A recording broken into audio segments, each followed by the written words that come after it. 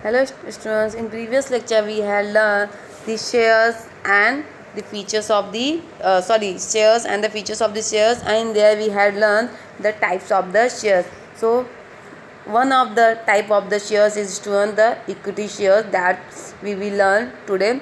Now student, the another parts of the shares is the preference shares that we will learn after this lecture. Okay students, so students, first we need to understand what is the equity shares. Now students, you can see on your screen the equity shares are also known as the ordinary shares. Companies Act define equity shares as those shares which are not preference shares. Means students, equity share क्या है? It is the one kind of the ordinary share, and according to the Company Act, means Company Act के through equity shares are दो share which are not the preference share. मतलब एक ऐसा share है जो preference share नहीं है. Which means why it is not a preference share? Because students it is not getting any preferential right. उसको कोई प्रिफरेंशियल राइट नहीं है as to the payment of the dividend. ना तो डिविडेंड में उसको प्रिफरेंशियल राइट है एंड ना ही उसको in repayment of capital at the time of the winding up of the company. Means जब भी कंपनी बंद होती है या फिर कंपनी क्लोज होने लगती है, at that time their equity share holder will not get any preferential right, because only preference shareholder get the preferential right to get the dividend, and at the time of the company it also get the repayment of capital over the equity shareholder. means equity shareholder के पहले ही preference shareholder को पैसा मिलता है. means equity shareholder always the bearer of risk, को हमेशा वो risk में रहता है. सो स्टूडेंट, मैंने आपको क्या बता दिया? इक्विटी शेयर होल्डर वो शेयर्स है जो प्रिफरेंस शेयर नहीं है.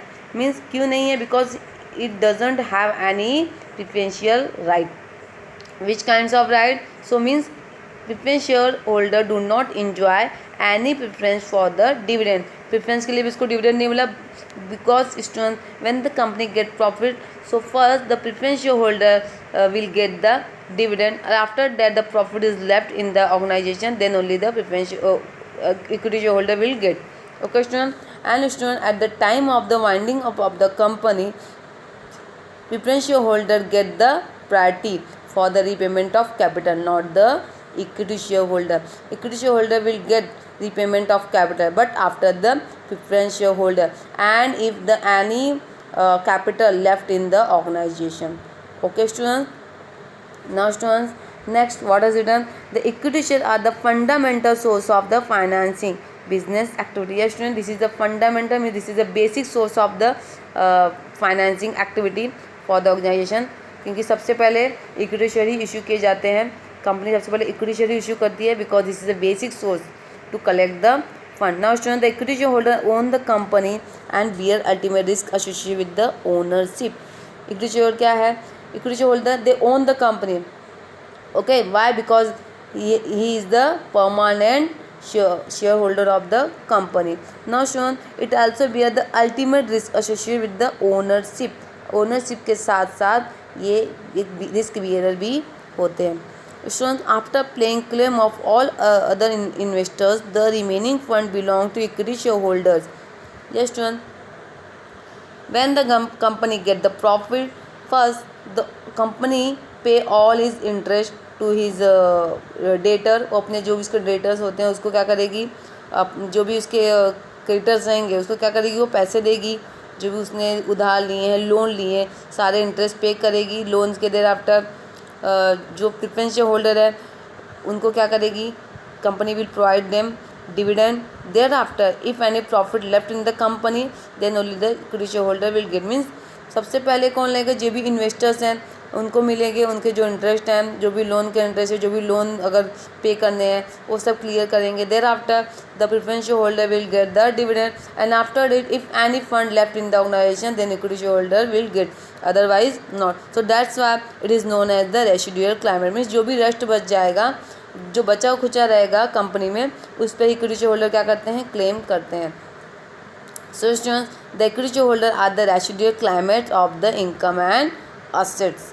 मतलब कंपनी में अगर कुछ बच गया तभी क्या उनको मिलेगा? कुछ मिलने वाला है, otherwise no.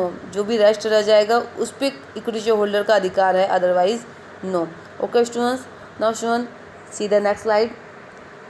Now students, Thereafter we will learn the features of the equity shareholder. Now students, the first feature is the nature of capital. The students, equity share is the permanent nature of the capital. ये एक permanent capital है. Y? Because इसका equity share का जो भी fund है, जो भी पैसा है, वो कंपनी के साथ ही क्या हो जाता है, ब्लॉक हो जाता है. ये पैसा कब रिटर्न मिलता है कंपनी को? जब कंपनी बंद होती है या फिर कंपनी क्लोज होने लगती है, वाइंडिंग अप होती है. That time the equity share holder will get the money. So that's why it is a permanent capital and these are irredeemable share. Means it is not a redeemable. ये redeemable नहीं होते. irredeemable मतलब जो repayment नहीं होता है, जो repay नहीं होता है. redeemable means जो repay हो जाते हैं and irredeemable means जो repayment, जिसका repayment नहीं होता है. तो स्टूडेंट इक्विटी शेयर होल्डर के जो भी कैपिटल वो जमा करती, जो भी उसने फंड इन्वेस्ट किया, वो ड्यूरिंग द कंपनी तो नहीं मिलेगा. हाँ, eight the end of the company if any fund or capital remain in the organization, then only the equity shareholder will get their capital, whatever he or she spent. Okay students. Now students, the capital received from equity share is not refundable by the company during the lifetime. Yes, during the lifetime क्या होगा, वो पैसे refundable नहीं रहेंगे. Okay students, but equity shareholder become refundable only in the event of the winding up of the company decide to buy back share. Yes. हाँ, एक case में क्या हो सकता है, जो इक्विटी शेयर होल्डर उसके पैसे रिफंडेबल हो सकते हैं कभी, winding up of the company, at the end of the company. If any, मैंने बोला कि if any fund remain in the organisation then only the equity share holder will get the fund.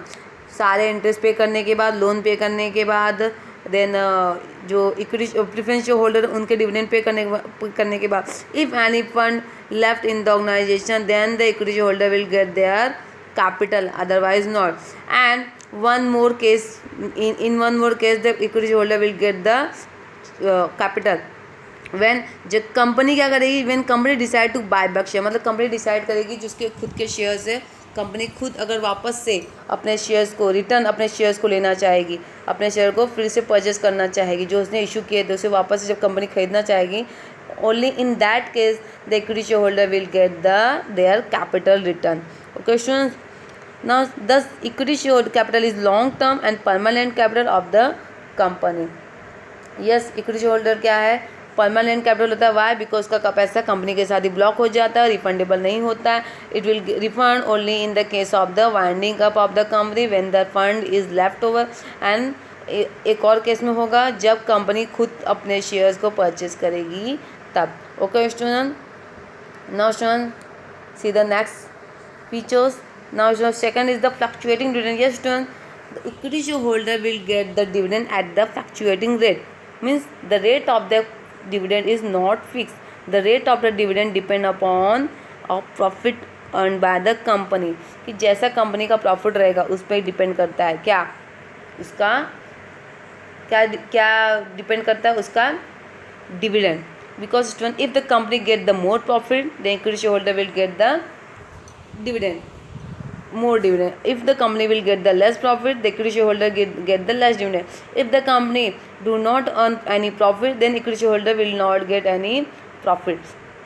ऐसा भी हो जाता है स्टूडेंट कि जैसे इक्विटी शेयर होल्डर्स कंपनी है, if the company get the profit, company ने प्रॉफिट अर्न किया, देर आफ्टर कंपनी क्या करेगी, उसके जो भी है इंटरेस्ट है, जो भी लोन्स है, जो भी उसके बिल्स हैं, और जो भी पेमेंट्स करने हैं, जो भी चार्जेस हैं, और tax, income tax, sale tax, GST, after paying this all, there after the company pay the dividend to the share holder. And after that if any fund remain in the organization, then the equity shareholder will get the dividend as per their ratio of the share. जैसे उसका proportion रहेगा shares का, उसके according हर equity share holder को dividend मिलेगा.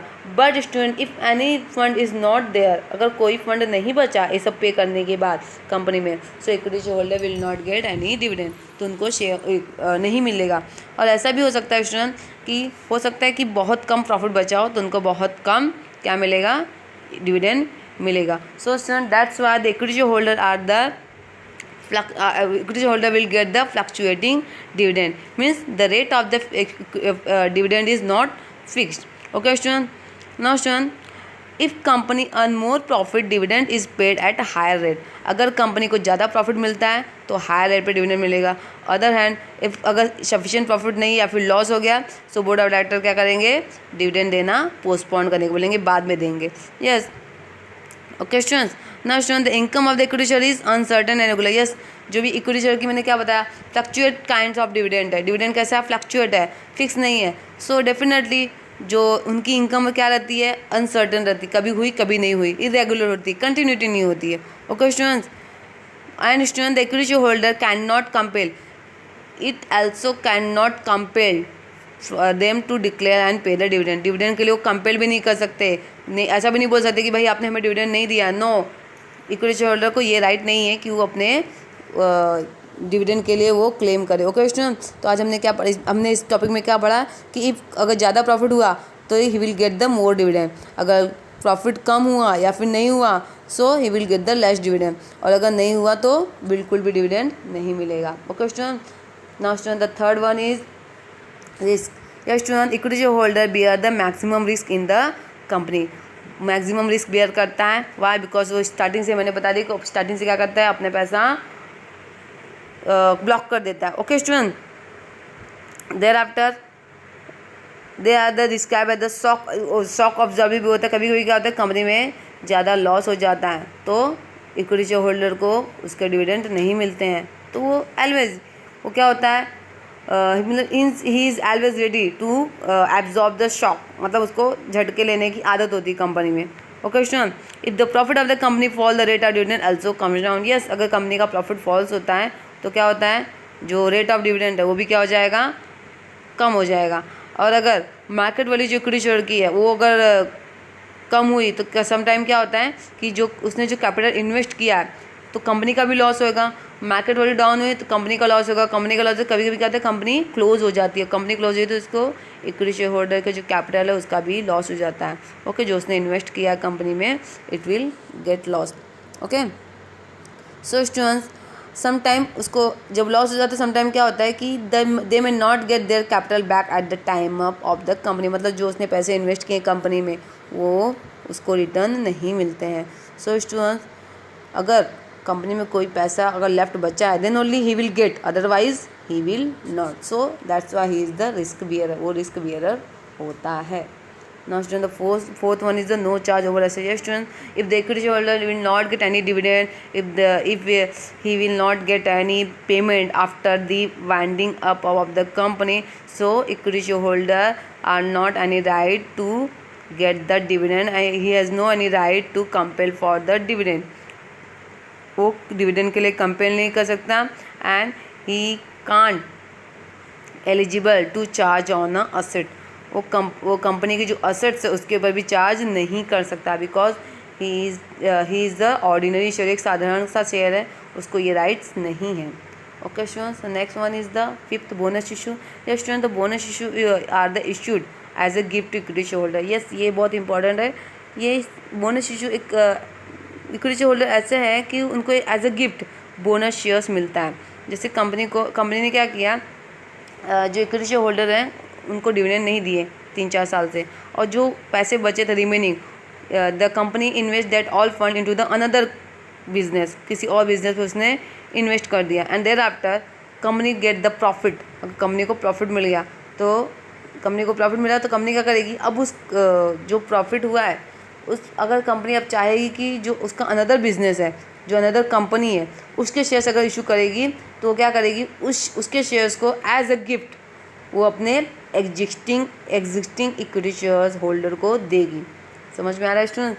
अगर कोई कंपनी है वो अगर 4-5 साल से वो क्या करती है, अपने जो इक्विटी शेयर होल्डर है उसके डिविडेंड को ब्लॉक करके रखती है, नहीं देती है, रोक के रखती है, देन वो जो प्रॉफिट उसके पास बचे हैं उसने उस पैसे से अनदर कंपनी क्या की, ओपन की, इस्टेब्लिश की, and thereafter he want to issue his share. अगर वो अपने शेयर्स को इशू करना चाहती है तो क्या करेगी, अब जो भी उसके एग्जिस्टिंग इक्विटी शेयर होल्डर है उनको एज अ बोनस वो इशू करेगी free of cost. Okay student, so student this shares are the issued free of cost to existing equity share holder.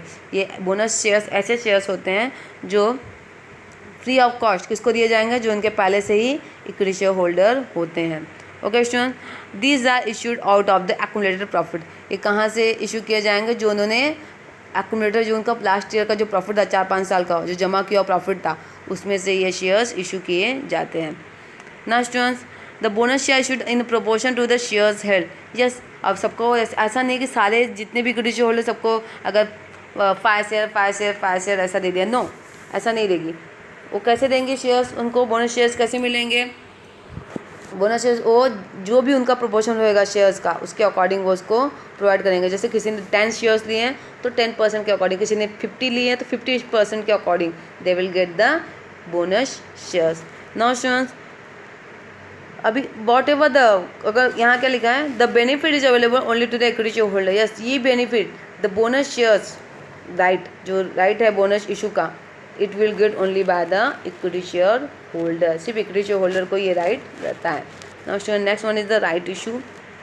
Yes, when a company need more fund for the expansion purpose raises additional capital by issue of shares, the existing equity shareholder may be given priority to get newly offered share.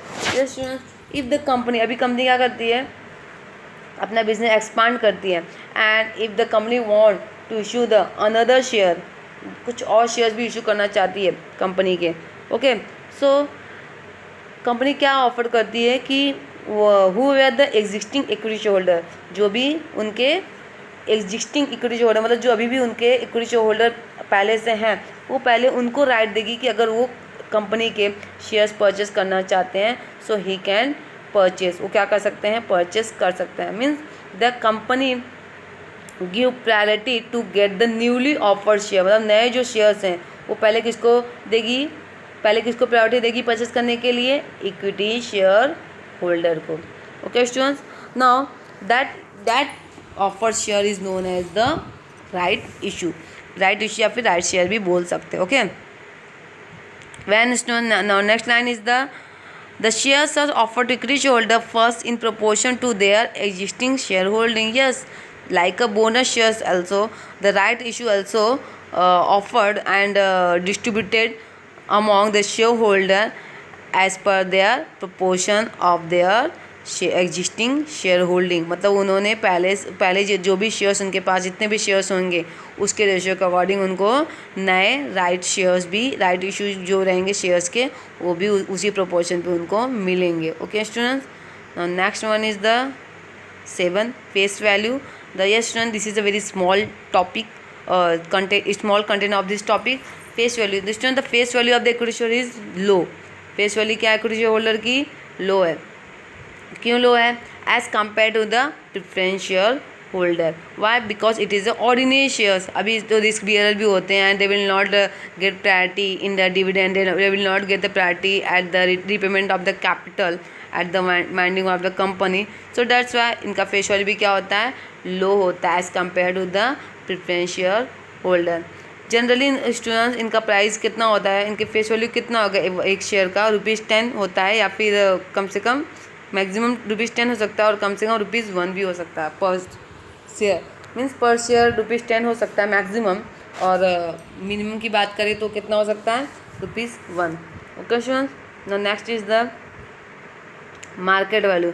Students the market value of equity share fluctuate according to the demand and supply of this shares. हाँ, market value कैसे, face value तो fix होती है, पर student market value fluctuate, market value क्या होती है, fluctuate होती है as per the demand and supply of the shares. Market में शेयर्स की जैसे डिमांड होगी, according to the demand and supply the value of the share will increase और डिक्रीज, बढ़ेगी और घटेगी। Means if the demand and supply of share depend on the profit on and dividend declare. अभी जो भी value जो है market value of the shares, वो क्या करती, वो कैसे मतलब डिक्लेयर होती है, if company earn the profit, अगर कंपनी क्या करती है, प्रॉफिट अर्न करती है, okay, and if the company provide the dividend, अच्छा डिविडेंड प्रोवाइड करती है अपने शेयर होल्डर्स को, ओके, सो जो उसकी डिमांड है, जो मार्केट में उसकी वैल्यू है, जो गुडविल है, मार्केट में गुडविल उसका कंपनी का बढ़ेगा, एंड आफ्टर उसके बाद क्या होगा, the face value of the share will increase, जो उसकी मार्केट में जो वैल्यू रहेगी शेयर्स की वो इंक्रीज होएगी। Okay, when the company earn huge profit, market value of its share increases. Yes, if the company earn the huge profit, अगर ज़्यादा प्रॉफिट अर्न करेगी so definitely the market value of that shares is increases. जो उसका जो market value रहेगा shares का वो क्या होगा, इंक्रीज होगा. बट अगर कंपनी इनकर a loss, if the company इनकर अ लॉस या फिर मीडियम प्रॉफिट मिला है, so the market value of that shares decreases, तो उसकी मार्केट वैल्यू क्या हो जाएगी, डाउन हो जाएगी. Okay student, means there has a frequent fluctuation in the market value of equity shares. मतलब फ्रिक्वेंट फ्लक्चुएशन होता है किसमें, मार्केट वैल्यू में इक्विटी शेयर्स के according to the demand and supply. Okay student, now student see the next point, capital appreciation. ये student the capital appreciation भी कैसा point है, ये भी उससे मार्केट वैल्यू से रिलेटेड है.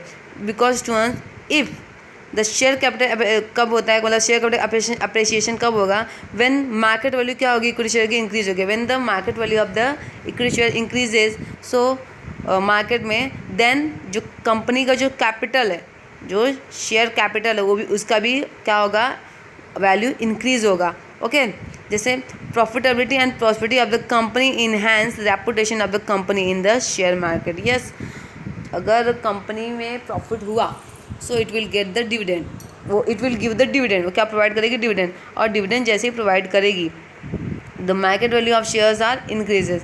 कंपनी की जो शेयर्स के जो वैल्यू रहेंगे वो मार्केट में क्या हो गए, इंक्रीज होंगे. और जैसे ही market value of share increases then only the share capital, जो value of the share capital रहेगी वो भी क्या होगी, इंक्रीज होगी. And it facilitate appreciation of the market value of equity share. और इससे क्या होगा, जो मार्केट वैल्यू है इक्विटी शेयर की वो भी अप्रिशिएट होगी. Now student the next one is the types of equity shares. Yes, student, there has the two kinds of the equity share. The first one is the normal voting right and second one is the differential voting right. मतलब ये इसमें क्या होगा, इनकी voting right क्या होगी, normal लगे. Means they can vote in all matters, सारे मैटर्स में कंपनी के वो क्या कर सकते हैं, वोट कर सकते हैं. जैसे कि मशीनरी परचेज करना है या फिर कोई भी डॉक्टर को अपॉइंट करना है, डिविडेंड डिक्लेयर करना है, या फिर ऑडिटर्स अपॉइंट करने हैं, सीए अपॉइंट करने हैं, जो भी related to the share holder and dividend, इससे रिलेटेड जो भी कंपनी में डिस्कशन रहेंगे, मीटिंग अटेंड कर सकते हैं. ओके, दे वोट, वो क्या कर सकते हैं, दे कैन वोट, उनका ये नॉर्मल वोटिंग राइट रहेगा. Okay, but some equity shares with the different voting right, कुछ डिफरेंस वोटिंग राइट भी रहते हैं. जैसे some equity holders shall have varying rights regarding dividend. जैसे किसी को सिर्फ वोटिंग राइट रहेगा कि वो डिविडेंड के जो मैटर्स होंगे उसमें ही वोट कर सकते हैं. अपॉइंटमेंट हो गया, otherwise in accordance with rule 4 of companies, मतलब according to the companies act, जिसमें रूल नंबर 4 है, उसके बेसिस पे ही उनके जो राइट्स रहेंगे वो डिसाइड होते हैं.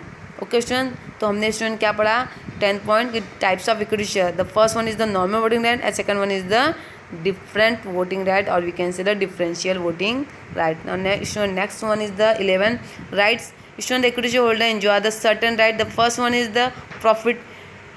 It is an important right of the equity holder. They have right to share in the profit when distributed as dividend. If the company is successful and make handsome profit, they have advantage of getting large profit. Students, if the company get the more profit, then equity holder will get the large dividend और मोर dividend. अगर company को ज़्यादा profit होता है तो after paying the all debts, interest और preference shares dividend, then only the equity share holder will get the more dividend.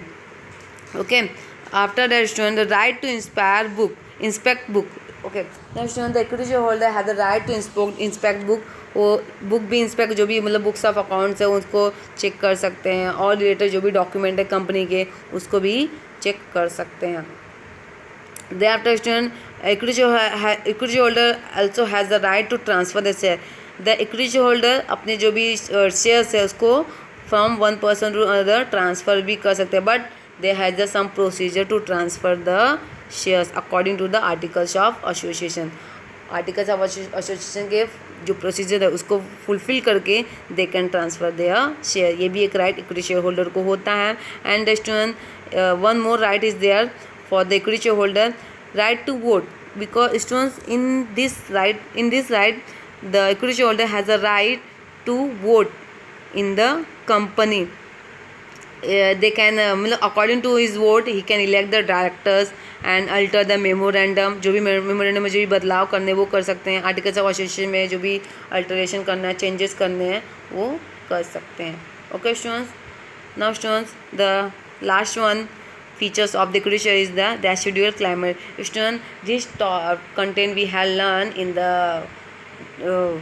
Introduction of the equity share holder. ये हमने जो इक्विटी शेयर होल्डर का जो इंट्रोडक्शन था उसमें ही हमने पढ़ लिया है, अभी देखेंगे। स्टूडेंट, रेसिडुअल मीन्स क्या होता है? रेसिडुअल मतलब जो भी रेस्ट बच गया है, एंड क्लाइमेट मीन्स दावेदार, मतलब जो रेस्ट बचा हुआ उसका दावेदार।